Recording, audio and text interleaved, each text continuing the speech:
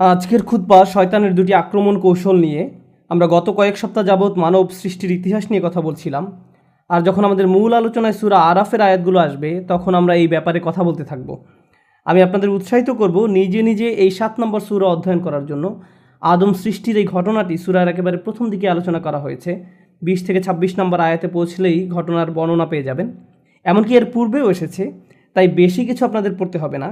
এভাবে নিজে নিজে পড়তে থাকলে এটা আপনার জন্য একটা ইন্টারেস্টিং ব্যাপার হবে। নিজে নিজে প্রশ্ন করতে শিখবেন বা কোরআন পড়াকালে নিজের উপলব্ধিগুলো নোট করতে পারবেন, কারণ এটা তো আমাদের এমনিতেই করার কথা। কোরআনের সাথে আমাদের সম্পর্ক নিয়ে আল্লাহ আযজা ওয়া জাল্লা কোরআনে বলছেন, আয়াতুল লিসাইলিন, এগুলো হলো এমন মানুষদের জন্য আয়াত যারা প্রশ্ন করে। কোরআন পড়াকালে আমাদের অন্যতম যে কাজটি করার কথা ছিল তা হলো প্রশ্ন করা। এই আয়াতগুলো থেকে, এই বক্তব্য থেকে, এই ঘটনা থেকে, এমনকি এই শব্দ থেকে আমি কী শিক্ষা গ্রহণ করতে পারি। কারণ আল্লাহ আমাদের এই সব কিছু দিয়েছেন আমাদেরকে পথ দেখানোর জন্য। ঠিক যেমন স্কুলের ক্লাসে যে ছাত্র সবচেয়ে কম প্রশ্ন করে সেই ক্লাস থেকে সবচেয়ে কম উপকার পায়, আর যে ছাত্র শিক্ষককে বেশি বেশি প্রশ্ন করতে থাকে তার মন ক্লাসের পাঠের সাথে সবচেয়ে বেশি জড়িত থাকে। আর এ ধরনের ছাত্ররাই বিভিন্ন বিষয়ে বোঝার ক্ষেত্রে বেশি উন্নতি লাভ করে। আমরা আল্লাহকে আমাদের শিক্ষক হিসাবে গ্রহণ করে নিয়েছি। তিনি বলছেন আল্লামাল কোরআন, তিনি কোরআন শিক্ষা দিয়ে থাকেন, ফলে আমরা তার ছাত্র। শয়তানের যে 4টি আক্রমণের কথা বলা হয়েছে, আজ আমি তার 2টা নিয়ে কথা বলবো। গতবার আমরা বলেছিলাম, শয়তান বলেছিল আমি অবশ্যই তাদের সামনে থেকে তাদের আক্রমণ করব। তারপর সে বলছে ওয়ামিন খালফিহিম, তাদের পেছন থেকে। তাহলে এই 2 প্রকারের আক্রমণ নিয়ে এই সপ্তাহে আমি কথা বলবো, আর ইনশাআল্লাহ পরবর্তী সপ্তাহে আলোচনা করব কিভাবে সে ডান এবং বাম পাশ থেকে আক্রমণ করে। কিন্তু আজকে আমি সম্মুখভাগ এবং পশ্চাৎ দিক থেকে আক্রমণের কথা বলবো। তো চলুন প্রথমে এই সম্মুখভাগের আক্রমণ কৌশল নিয়ে কথা বলা যাক। তো এর জন্য আরবি বাক্যাংশ হলো মিমবাইনি আইদিহিম, আর এর আক্ষরিক অনুবাদ হলো তাদের হাতের সামনে, আর এটাকে ইংরেজিতে বলি ইন ফ্রন্ট অফ দেম। কিন্তু এর দ্বারা আসলে আরও অনেক কিছু বোঝায়। যদি 2 হাত প্রসারিত করেন তাহলে 2 হাতের মাঝে তার সব কিছু এই মুহূর্তে আপনার সামনে আছে। এমন নয় যে জিনিসগুলো আপনার কাছ থেকে অনেক দূরে, জিনিসগুলো আপনার সামনেই। সামনে যদি অগ্রসর হতে চান তাহলে আপনাকে পাশ কেটে যেতে হবে, সরাসরি এড়িয়ে যাওয়া সম্ভব নয়। মোট কথা যদি সাধারণ ভাষায় বলতে যাই, শয়তান বলল আমি একেবারে তাদের মুখের সামনে গিয়ে দাঁড়াবো, আমি তাদের একেবারে সামনে থাকব এবং সরাসরি আক্রমণ করব। এখন এই আক্রমণ কৌশল কিভাবে কাজ করে? শয়তানকে তো আর আমরা দেখতে পাই না, তার কণ্ঠও শুনতে পাই না, আমরা জানি না সে দেখতে কেমন, আমরা এর কিছুই জানি না। তাহলে সামনের দিক থেকে সে কিভাবে আক্রমণ করে? আপনি যদি কোরআন জুড়ে মিমবাইনি আইদিহিম বাক্যাংশের ব্যবহার অধ্যয়ন করেন তাহলে একটা ব্যাপার শিখতে পারবেন। কোরআন এর দ্বারা এমন সব বিষয় নিয়ে কথা বলছে, চোখ খুললেই চারপাশে যা কিছু দেখতে পান, আপনার পরিবার পরিজন, বন্ধু বান্ধব, পরিবেশ পরিস্থিতি, আকর্ষণীয় জিনিস, অনাকর্ষণীয় জিনিস, এমন একটি পৃথিবী আপনার সম্মুখে বর্তমান। আর মানুষ মাত্রই আবেগপ্রবণ, তার সামনে যা আছে সেটাই সে পেতে চায়। আল্লাহ আযজা ওয়া জাল্লা সূরা কিয়ামায় বলছেন বাল ইউরিদুল ইনসানু লিয়াফজুরা আমামা, বরং মানুষ তার সামনের জীবনেও পাপ করতে চায়। মানুষ তার সামনে যা আছে তাতেই ঝাঁপিয়ে পড়তে চায়। অনেক আগে যখন আমি ইউনিভার্সিটিতে মার্কেটিং পড়তাম তখন আমাদেরকে ভোক্তার আচরণ পড়ানো হতো। সুপার শপগুলোতে যদি যেয়ে থাকেন দেখবেন দুধ এবং ডিম একেবারে দোকানের শেষ দিকে রাখা হয়। কেন? অনেকেই দোকানে যায় শুধু দুধ এবং ডিম কেনার জন্য। তাহলে যৌক্তিকভাবে তো এগুলো দোকানের একেবারে সামনের দিকে থাকার কথা, কিন্তু পিছনে কেন রাখা হয়? কারণ তারা মানুষের ইম্পালসিভ আচরণের সুযোগ নিতে চায়। তারা সামনের দিকটা সুইস রোল, চকলেট কেক সহ নানান রকমের অপ্রয়োজনীয় জিনিস দিয়ে সাজিয়ে রাখে। কারণ আপনি সামনে যা পান তাই আপনার ঝুড়িতে নিতে চান। মানুষের আবেগ এমনই। শয়তান মানুষের এই আচরণের সুযোগ নিতে চায়। জীবন চলার পথে অনেক কিছুই আপনার সামনে এসে পড়বে, তখন শয়তান আপনাকে বলবে আরে এমন কি আর হবে, অল্প একটু উপভোগ করো, এটা তো খুব বেশি খারাপ না। সে আপনাকে ভবিষ্যতে এই কাজের কি পরিণতি হবে তা নিয়ে ভাবতে দিবে না। সে চায় এই মুহূর্তে তোমার সামনে কি আছে তা নিয়ে চিন্তা করো।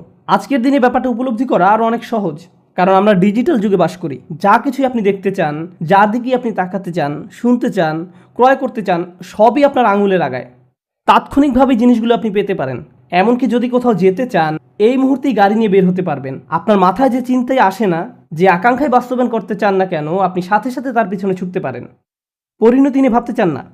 তো অনেক মানুষ যারা বিভিন্ন পাপে জড়িয়ে পড়ে, তাদের যদি জিজ্ঞেস করেন কেন তুমি পাপে জড়াও, তারা বলবে না যে আমি পাপী হতে চাই, তারা বলবে আমি আসলে বিষয়টি নিয়ে ভাবতে চাই না, আমি এটা নিয়ে চিন্তা করতে চাই না।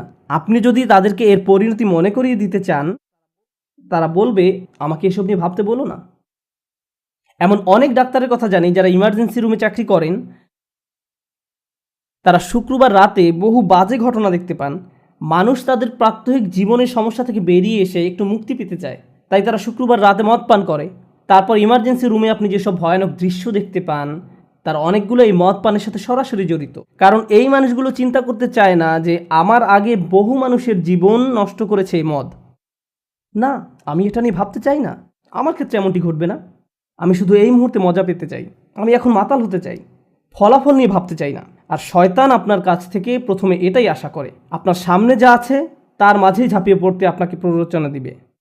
এর আরেকটা অর্থ হলো বস্তুগত জিনিস।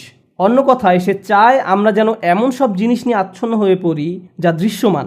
আপনি সর্বদা গাড়ি নিয়ে চিন্তা করেন, আপনার শারীরিক সৌন্দর্য নিয়ে ভাবতে থাকেন, বারবার আয়নার সামনে গিয়ে নিজেকে চেক করেন, আমাকে দেখতে কেমন দেখায়, আমাকে কেমন দেখায়, আমার ওজন কত, কোন ড্রেসে আমাকে ভালো দেখাবে, এটাতে নাকি ওটাতে। সারাক্ষণ এভাবে বস্তুগত জিনিস, দৈহিক সৌন্দর্য বা নানা রকম পণ্যদ্রব্য এগুলো নিয়ে আপনি আচ্ছন্ন থাকেন। আবার বিভিন্ন ব্র্যান্ডের জিনিস নিয়েও মানুষ আচ্ছন্ন হয়ে পড়ে, নিজের কোন জিনিসটা অন্যদের দেখাবে তা নিয়ে সারাক্ষণ ভাবতে থাকে। কেউ কেউ সুন্দর বাড়ির প্রতি আচ্ছন্ন হয়ে পড়ে, ভাই আমি ভাড়া বাসায় থাকি, যেভাবেই হোক আমাকে নিজের বাড়িতে উঠতে হবে। এটাই এখন আমার সামনে বর্তমান। প্রতিবেশীদের সুন্দর বাড়িগুলোর সামনে দিয়ে যাওয়ার সময় স্বয়ংক্রিয়ভাবে চলার গতি তার থেমে যায়, অবাক হয়ে তাকিয়ে থাকে, কল্পনার রাজ্যে হারিয়ে যায়, মনে মনে ওই বাড়িতে বাস করতে থাকেন। আর শয়তান আপনার কাছ থেকে এটাই আশা করে। সাধারণভাবে এই জিনিসগুলো কামনা করা কিন্তু খারাপ কিছু নয়।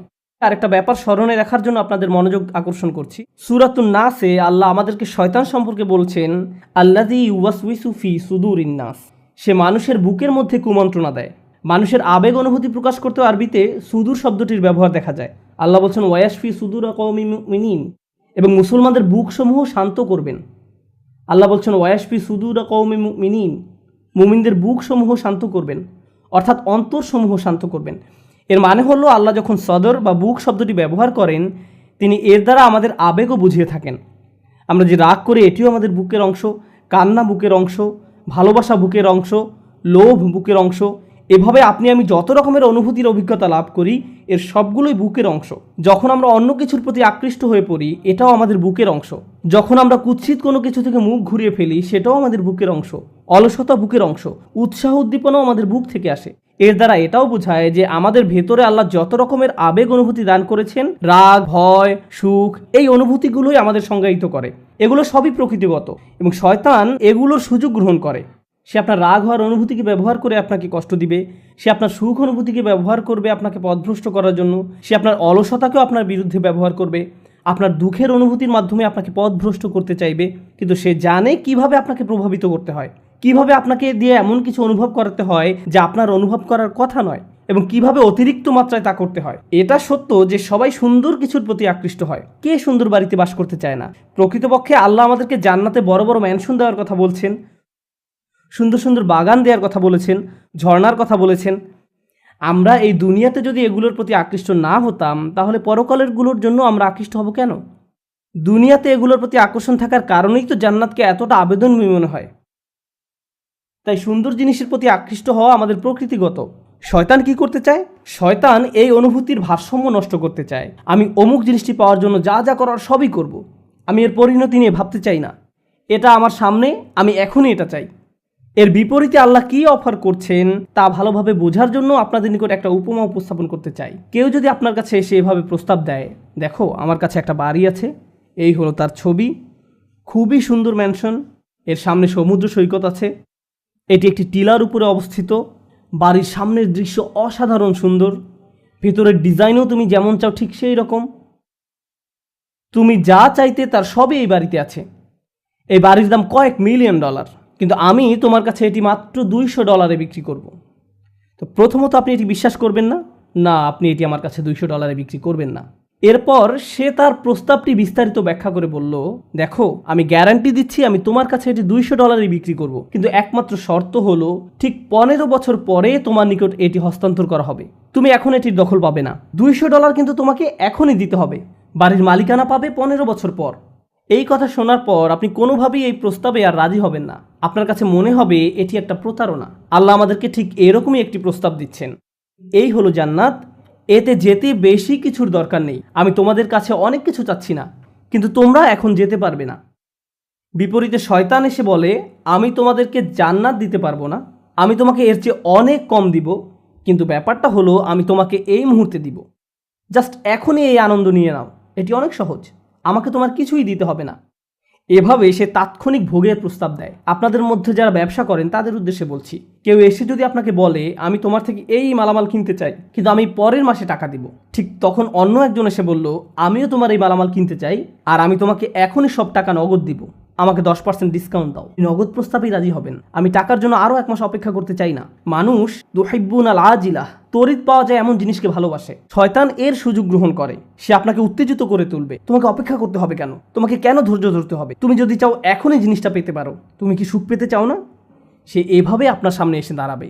আপনি তখন আকাঙ্ক্ষিত বস্তুটি ছাড়া আর সামনে কিছুই দেখতে পান না। জিনিসটি পেতে এমন অন্ধ হয়ে পড়েন যে এর ফলে আপনি নিজে কি কি ক্ষতির সম্মুখীন হবেন বা অন্য কারো কি কি ক্ষতি হবে তা নিয়ে আপনি চিন্তাও করতে চান না। আপনি তখন সম্পূর্ণরূপে শয়তান দ্বারা পরিচালিত হয়ে পড়েন। সম্মুখ ভাগ থেকে এটা শয়তানের অন্যতম প্রধান একটি আক্রমণ কৌশল। সামনের দিক থেকে আক্রমণ করে সে আপনাকে অনেকটা অন্ধ করে দেয়। মিম্বাইনি আইদিহিম, এর আরেকটা অর্থ হলো ভবিষ্যৎ। কিছু যদি আপনার সামনে এসে পড়ে, যেমন ট্রাফিক জ্যামে আটকা পড়েছেন আর বিশাল এক ট্রাক একেবারে আপনার সামনে উপস্থিত, তখন ট্রাফিক জ্যামটি কত লম্বা তা আপনার পক্ষে বুঝে ওঠা সম্ভব নয়। আপনি এদিক ওদিক কাত হয়েও সামনের দিকটা দেখতে পারবেন না, কারণ ট্রাকটি এত বিশাল আকারের যে এটি সামনের দিকটা সম্পূর্ণ ব্লক করে ফেলেছে। যখন কিছু একটা আপনার একেবারে মুখোমুখি এসে দাঁড়ায়, আপনি দূরের কিছু আর দেখতে পান না। শয়তান এরকম একটি ব্যাপার আপনার কাছ থেকে আশা করে। আপনার আমার সামনে অবশ্যই যে ব্যাপারটা ঘটবে তা হলো আল্লাহর সাক্ষাৎ। আপনি এবং আমি আমাদের প্রভুর দিকে এগিয়ে চলছি। এমনকি আপনি যদি দাঁড়িয়েও থাকেন, আপনি আসলে একটি কনভেয়ার বেল্টের উপর দাঁড়িয়ে আছেন যা আপনাকে আল্লাহর দিকে নিয়ে যাচ্ছে। আপনি ব্যাপারটা পছন্দ করেন বা না করেন, গ্রহণ করেন বা না করেন, আমরা প্রতিটি নিঃশ্বাসে সেদিকে এগিয়ে চলছি। আর সেই মিটিংটি এড়িয়ে যাওয়ার কোনো উপায় নেই। আর শয়তান আপনাকে এটা দেখতে দিতে চায় না। সে চায় না আমাদের মনে যেন এই ভাবনাটা আসে যে দিন যত যায় আমরা ততটা আল্লাহর কাছাকাছি হচ্ছি, আগামীকাল আরেকটু এগিয়ে যাব, এর পরের দিন আরও এগিয়ে যাব। ভবিষ্যতের ব্যাপারে শয়তান চায় আল্লাহর সাথে যে আপনার সাক্ষাৎ হবে এটা নিয়ে যেন চিন্তা না করেন, বরং সে চায় আপনার বন্ধুদের সাথে সাক্ষাৎ নিয়ে যেন আপনি চিন্তামগ্ন থাকেন, বা ছুটির দিনে কোথাও একত্রিত হওয়া নিয়ে, ভালো কোনো সময় নিয়ে, এই শুক্রবারে আমরা কি করব, পরের ছুটির দিনে কি করব। ভবিষ্যতের ব্যাপারে সে চায় নিকট ভবিষ্যৎ নিয়ে যেন চিন্তা করেন আর দীর্ঘমেয়াদী ভবিষ্যতের কথা যেন ভুলে যান। অনেকের কাছে দীর্ঘমেয়াদী চিন্তাটা এরকম যে আমি তো দীর্ঘমেয়াদী চিন্তা করছি, আমি চিন্তা করছি কিভাবে একটি বাড়ির মালিক হওয়া যায়, অথবা চিন্তা করছি কোন শহরে বসতি করব, বা আমি ভবিষ্যৎ শিক্ষা নিয়ে চিন্তা করছি। কিন্তু আল্লাহ আসলে চান আপনি যেন আরও দীর্ঘমেয়াদী চিন্তা করেন। যখন আপনি তার সামনে গিয়ে দণ্ডায়মান হব তখন কি জবাব দেব, এভাবে যখন চিন্তা করবেন তখন আল্লাহর সাথে সাক্ষাৎ নিয়ে আপনার একটা পরিকল্পনা থাকবে। ঠিক যেমন তরুণরা ভার্সিটিতে ভর্তি হওয়ার পর তাদের একটা প্ল্যান থাকে 3 বা 4 বছরের মাঝে গ্রাজুয়েট হওয়া। এই প্ল্যান থাকার ফলে আপনি তখন অনেক সাবধানতার সাথে বিভিন্ন কোর্স নেবেন।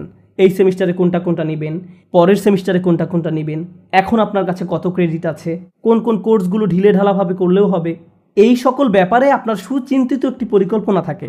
যদি পিছিয়ে পড়েন তাহলে অতিরিক্ত কাজ করে তা পুষিয়ে নিতে হবে। কিন্তু যদি আপনার কোনো লক্ষ্য না থাকে, যারা ভার্সিটিতে যায় কিন্তু কবে গ্র্যাজুয়েট হবে এই ব্যাপারে কোনো মাথা ব্যথা নেই, 10 বছর যাবৎ ভার্সিটিতে পড়ে আছে। তোমার মেজর কোন বিষয়? আমি এখনো ভাবছি। তোমার চুল পেকে গেছে আর এখনো মেজর সাবজেক্ট নিয়ে চিন্তা করছো।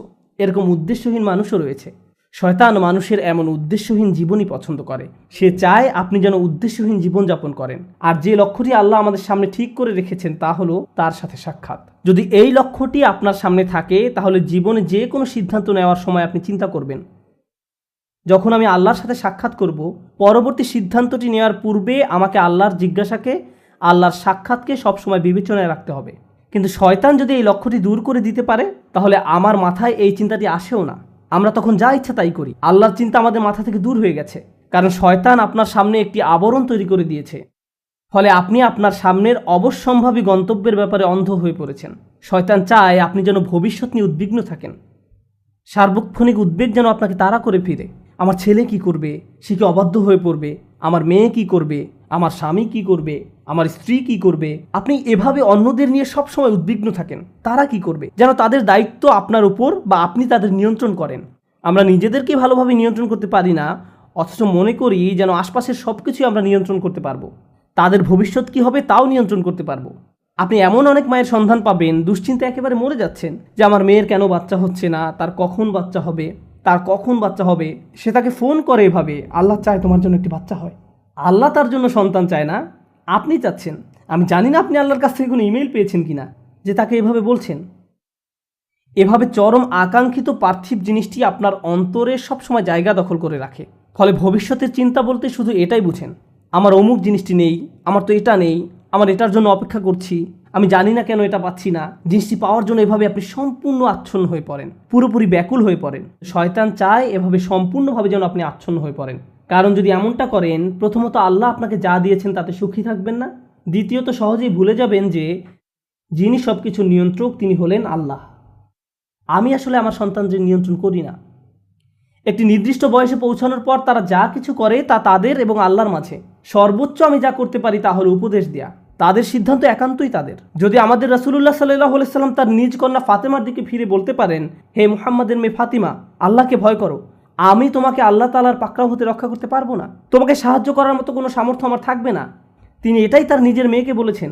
তাহলে আমরা কিভাবে মনে করি যে আমরা অন্যদের নিয়ন্ত্রণ করতে পারবো? এমনকি আমাদের পরিবারের মধ্যেও শয়তান চায় আমরা যেন মনে করি আমরা হলাম নিয়ন্ত্রক, কিন্তু বিষয়টা আসলে আল্লাহর অধিকারে। সে আমাদের মনকে এভাবে সম্পূর্ণ আচ্ছন্ন করে ফেলে। আর অবশ্যই মানুষকে নিয়ন্ত্রণ করতে গেলে হিতে বিপরীত হয়। মানুষকে নিয়ন্ত্রণ করা যায় না, আসলেই যায় না, আসলেই যায় না। আর যখন নিয়ন্ত্রণ করতে গিয়ে ব্যর্থ হন, তখন আরও বেশি উদ্বিগ্ন হয়ে পড়েন, আপনি ক্রমাগত নেতিবাচক হয়ে পড়েন।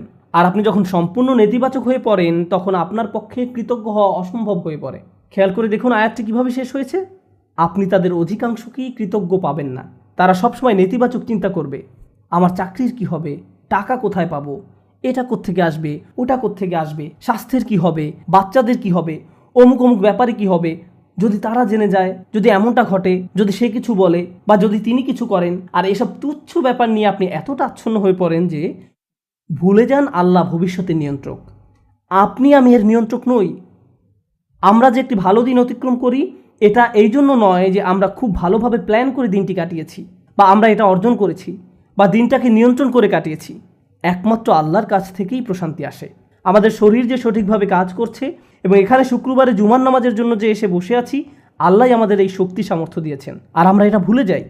আমরা মনে করি ভবিষ্যতের সব কিছু আমরা নিজেরাই সমাধান করে ফেলতে পারবো। শয়তান এই কাজটাই করে। সে আপনাকে এই ধারণা দিয়ে বিভ্রান্ত করে ফেলে যে ভবিষ্যৎ আমাদের নিয়ন্ত্রণে। শয়তানের আরও একটি বড় অস্ত্র হলো ভবিষ্যৎ সম্পর্কে আপনাকে হতাশ করে দেয়া। আরে কোনো কিছুতেই কাজ হবে না, পূর্বের কোনো পরিকল্পনাই তো কাজে আসেনি, তুমি সব সময় ব্যর্থ হবে, তোমার কপালে শুধু ব্যর্থতাই আছে। এভাবে নিজের সম্পর্কে এত হতাশ এবং নেতিবাচক হয়ে পড়েন যে আপনি শুধু নিজের সম্পর্কে হতাশাজনক মনোভাব পোষণ করেন না, বরং এই হতাশা সংক্রামক হয়ে পড়ে। যেমন কেউ যদি পরীক্ষায় পাশ করে আসে, আপনি হয়তো তখন বলে বসেন, পাশ করলে কি হবে, চাকরি পাবে না, পারিবারিক ঐতিহ্য, কী বা করার আছে। এটা শয়তানের দুঃখবাদ বা হতাশার একটা অংশ।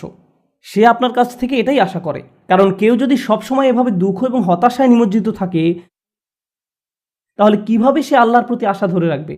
কোন অন্তর নিয়ে তারা আল্লাহর নিকট দোয়া করবে? যদি তারা ইতোমধ্যেই পরাজয় স্বীকার করে নেয়, তাহলে কোনো কিছুই আর কাজ করবে না। তখন আল্লাহর নিকট থেকে তাদের আর কোনো প্রত্যাশা থাকে না। আল্লাহর সাথে আমাদের সবচেয়ে গুরুত্বপূর্ণ সম্পর্ক হলো তার নিকট দোয়া করা, তার নিকট আশা করা। আর আপনি নিজেই কিনা এই সম্পর্কটা কেটে দিলেন, আশাহীন হয়ে গেলেন। শয়তানের সংজ্ঞাই হলো সে আশাহীন, হতাশ। আর সে চায় আপনিও তার মতো আশাহীন হয়ে পড়েন। এভাবে মানুষকে সে সম্মুখ ভাগ থেকে আক্রমণ করে। মানুষ জীবনে বিভিন্ন লক্ষ্যবানে ছুটে চলবে, এটাই স্বাভাবিক। আর এই ক্ষেত্রেও শয়তানও আমাদের বিভ্রান্ত করে ফেলে। এটাও তার সামনের দিক থেকে আক্রমণের কৌশলের অংশ। আমি সামনের দিক থেকে আক্রমণের বর্ণনা দিতে গিয়ে অনেক লম্বা করে ফেলছি। আজ যদি পেছনের দিক থেকে আক্রমণের কথা নাও বলতে পারি, সমস্যা নেই, আমি একটু সময় নিয়ে বিষয়গুলোর উপর আলোকপাত করতে চাই। তো মানুষের উদ্দেশ্যমুখী জীবনযাপন করার কথা, মানুষ আত্মোন্নয়নের জন্য লক্ষ লক্ষ টাকা খরচ করে বিভিন্ন সেমিনারে অংশগ্রহণ করে, কারণ তারা অনুপ্রাণিত হতে চায়। এগুলো ভালো জিনিস, এগুলো আসলেই শক্তিশালী জিনিস। কিন্তু শয়তান কি চায় জানেন? আপনাদের একটি উদাহরণ দিচ্ছি। পর্বতারোহীদের দেখবেন তারা হুক নিয়ে উপরের দিকে ছুঁড়ে মারে। আপনি যদি আপনার হুক 20 ফিট উপরে নিক্ষেপ করেন, আপনি কেবল ততটুকু উপরেই পৌঁছতে পারবেন। আপনি যদি 30 ফিট উপরে হুক নিক্ষেপ করেন, তাহলে 30 ফিট উপরে পৌঁছতে পারবেন। শয়তান চায় আপনি যেন আপনার হুক খুবই অল্প দূরত্বে নিক্ষেপ করেন। সে চায় আপনি যেন আপনার হুক শুধুমাত্র টাকা কামানোর জন্যই নিক্ষেপ করেন। অমুক পরিমাণ টাকা অর্জন করতে পারলে আমার জীবন সফল। তখন আপনি সারাক্ষণ এই চিন্তায় মগ্ন থাকেন, মনে হয় যেন যদি এই লক্ষ্য অর্জন করতে পারেন তাহলে সব কিছু ঠিক হয়ে যাবে। একবার যদি এই লক্ষ্য অর্জন করতে পারি তাহলে জীবনটা আশ্চর্য রকম সুন্দর হয়ে যাবে। আপনি যখন সেই লক্ষ্যের কাছাকাছি পৌঁছে যান বা উদ্দেশ্য অর্জন করে ফেলেন, আরও 30টা সমস্যা এসে হাজির হয়। শয়তান চায় আপনি যেন ছোট লক্ষ্যের পিছনে ছুটে জীবন অতিবাহিত করে ফেলেন, আর এই নিম্নতর উদ্দেশ্য অর্জনে এতটাই নিমজ্জিত থাকেন যে অন্য কিছু আর চোখেও পড়ে না। আমার আপনার জীবনে বিভিন্ন লক্ষ্য থাকার কথা, আমার স্বাস্থ্য নিয়ে লক্ষ্য থাকার কথা, আমার ক্যারিয়ার নিয়েও লক্ষ্য থাকার কথা, শিক্ষা নিয়ে লক্ষ্য থাকা উচিত। একটা ব্যাপার মনে রাখুন, এই লক্ষ্যগুলো আসলে আপনার জীবনের মূল উদ্দেশ্য নয়, এগুলো আসলে বড় একটি গন্তব্যে পৌঁছার মাধ্যম মাত্র। আমরা যদি ভুলে যাই আমরা এই পৃথিবীতে এসেছি একটি সীমিত সময়ের জন্য, এখানে চাকরি পাওয়া আমাদের মূল উদ্দেশ্য নয়, টাকা কামাই করা আমাদের উদ্দেশ্য নয়, এই পৃথিবীতে বাড়ির মালিক হওয়া আমাদের উদ্দেশ্য নয়, কারণ একদিন আমরা এর সব কিছু ছেড়ে চলে যাব। এই দুনিয়াতে আমাদের উদ্দেশ্য হলো ভালো কিছু করা, আমাদের নিজেদের জন্য ভালো কিছু করা এবং এমন ভালো কিছু পেছনে রেখে যাওয়া যা আমাদের মৃত্যুর পরেও কাজে লাগবে। এই উদ্দেশ্যে আমাদের এই দুনিয়াতে রাখা হয়েছে। এই ব্যাপারটা যদি আপনার মাথায় থাকে তাহলে আপনার শিক্ষা যদি আপনাকে ভালো কিছু করার দিকে নিয়ে যায়, আপনার বাড়ি যদি আপনাকে ভালো কিছু করতে সাহায্য করে, আপনার গাড়ি আপনাকে ভালো কিছু করার দিকে নিয়ে যায়, তাহলে এগুলোর একটি উদ্দেশ্য আছে। এগুলো নিজে উদ্দেশ্য নয়, কিন্তু শয়তান এগুলোকেই আপনার উদ্দেশ্য বানিয়ে ফেলতে চায়। ভাই, আমার লক্ষ্য হলো অমুক অমুক মডেলের গাড়ির মালিক হওয়া, আমি বুঝে গেছি এটাই আমার লক্ষ্য। এটা আসলে কোনো লক্ষ্য নয়, এটা একটা বস্তুগত জিনিস মাত্র। আর এই জিনিসটি শেষ হতে শুধু একটি অ্যাক্সিডেন্টই যথেষ্ট। যে বাড়িটি নিয়ে আপনি এত বেশি মগ্ন হয়ে আছেন, শুধু একটি ভূমিকম্প এটি ধ্বংস করে দেওয়ার জন্য যথেষ্ট। একবার আগুন লাগলেই শেষ। এই জিনিসগুলো আর এমন কি, এগুলো আসে আর যায়। দুআফাত তালিবু আল মাতলুব। শয়তান এভাবে আমাদের মনকে এসব তুচ্ছ বিষয়ে নিমজ্জিত করে রাখে।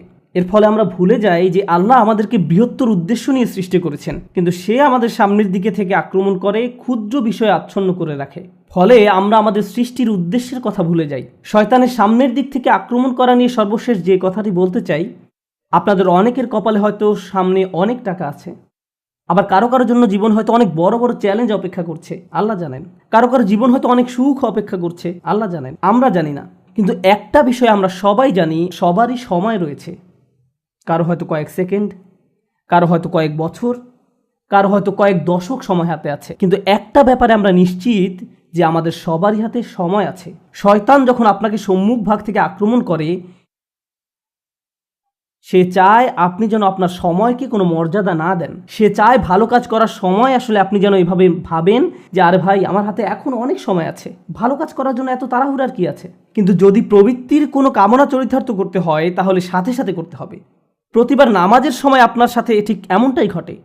জোহরের সময় যখন আসে, মসজিদ থেকে আজানের শব্দ ভেসে আসে, আপনার ঘড়ির অ্যালার্ম বেজে ওঠে, মোবাইলের অ্যাপ থেকে আজানের শব্দ শোনা যায়, আপনি তখন কি করেন? পজ বাটন টাচ করেন, নিজেকে এভাবে বলেন মাত্র তো আজান দিল, নামাজের এখনো অনেক বাকি আছে। আর ভিডিও গেম খেলতে হলে এখনই, সিনেমা নাটক দেখতে হলে এখনই, কিন্তু নামাজ পড়তে হলে সময় বাকি আছে, এখনো অনেক সময় বাকি আছে। ভার্সিটিতে ক্লাসের ফাঁকে যদি আপনি কিছুটা সময় পেয়ে থাকেন, ব্যাগে কোরআন আছে, তখন ইচ্ছা করলে ব্যাগ খুলে কোরআন পড়তে পারেন। পরে, এখন না, আমি তো পড়বো কিন্তু এখন না। কিন্তু যে কোনো তুচ্ছ, অর্থহীন, বাজে কাজ ফেসবুক বা ইনস্টাগ্রামে স্ক্রল করতে করতে কখন যে 30-40 মিনিট পার করে দেন টেরই পান না। এমনকি ক্লাসের জন্য কখনো কখনো দেরি হয়ে যায়। অর্থহীন কাজের জন্য ঠিকই সময় বের করে নিলেন, এর কারণ হলো শয়তান চায় আপনি যেন আপনার সময়কে কোনো মূল্য না দেন। সে চায় আপনি যেন আপনার মূল্যবান সময়কে অর্থহীন কাজে ব্যয় করে নষ্ট করে ফেলেন। এভাবে আপনার সময় নষ্ট করার মাধ্যমে সে আপনার ভবিষ্যৎ ধ্বংস করে দেয়। তারপর যখন জীবনের একটা পর্যায়ে এসে পেছনে ফিরে দেখেন, তখন ভাবেন ভাই, আমি জীবনে কত সময় যে অযথা কাজে ব্যয় করে নষ্ট করেছি। এরপর জীবন নিয়ে হতাশ হয়ে পড়েন। এই খেলাটাই শয়তান আমাদের সাথে খেলে। এভাবে শয়তান বিভিন্ন কৌশলে সামনের দিক থেকে আমাদের আক্রমণ করে। আমি আল্লাহর কাছে দোয়া করছি, আল্লাহ যেন আমাদেরকে এইসব আক্রমণ থেকে সতর্ক থাকার তৌফিক দান করেন, এবং আল্লাহ আজ্জা ওয়া জাল্লা কখনো যেন আমাদের সেসব লোকদের অন্তর্ভুক্ত না করেন যারা বাস্তবতাকে তার প্রকৃত রূপে চিনতে ব্যর্থ হয়। রাসূলুল্লাহ সাল্লাল্লাহু আলাইহি সাল্লাম বলছেন, ও আল্লাহ, আমি চাই আপনি আমাকে বাস্তব বিষয়সমূহ আসলেই যেমন তেমনভাবেই দেখান। এটা আমার শেষ উপদেশ। কিভাবে আমরা শয়তানের এই আক্রমণগুলো মোকাবেলা করব?